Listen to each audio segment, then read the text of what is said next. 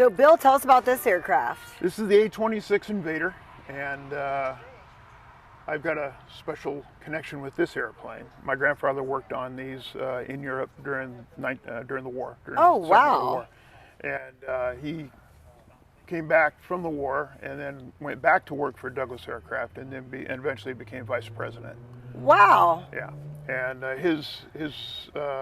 he was under programs, so he had the Apollo program, and then he had the DC-10, the DC-9, the F-15, and the F-4 Phantom, and he oversaw those airplanes. Is that what got your through passion production. for planes? Yes, yeah. I got to see the very first DC-10 airliner roll the night before they rolled it out. Wow. Yeah, it was the biggest airplane I ever saw in my life. I was 6 years old at the time. Oh my goodness. Yeah, and he took me down to the plant.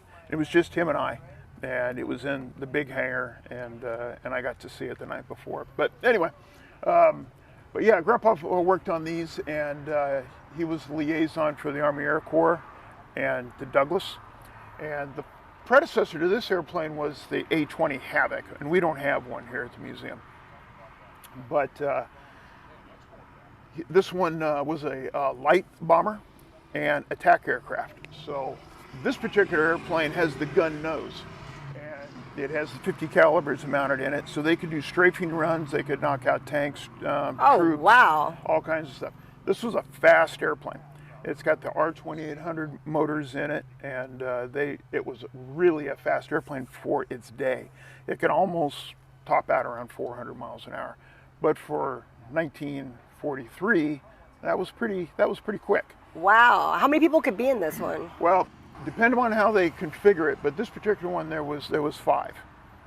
So you had a pilot, and you had a co-pilot, and then you had the gunners, and this particular one has the rear turret in the back, and and so we got that, and then it's got the gun nose, so it's kind of limited on crew.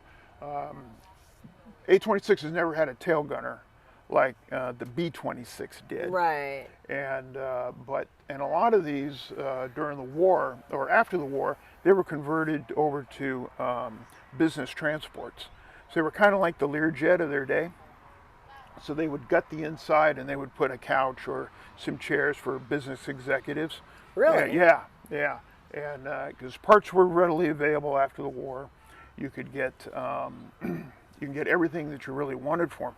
Matter of fact, down in Santa Monica, where a lot of these were built, my grandfather told me that there would be rows of them after the war, and you could buy one for like $10,000. Wow. But in '44, $10,000 was $100,000 today, But they were just surplus.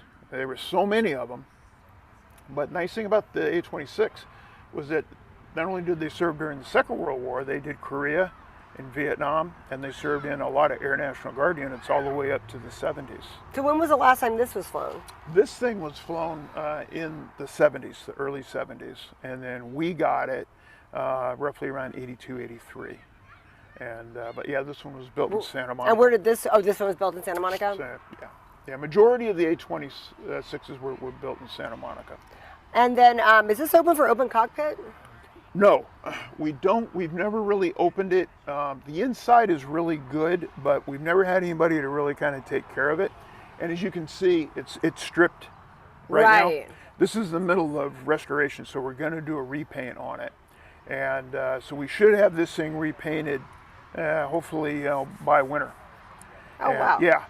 So we're going to do it. We're going to go back into like a silver paint scheme, similar to what it flew like when it was over in the Pacific. Oh, wow. Yeah.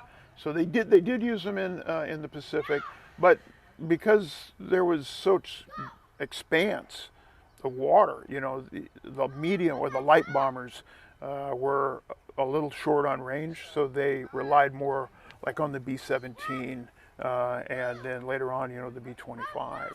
So because they had a lot more extended range because they had, smaller motors. This thing would be like putting a V8 in a Pinto. It was just, haul ass, the thing was just really fast. Wow. Yeah. That's so cool. Well, thank you so much for talking with us about that. And don't forget to like and And subscribe. subscribe.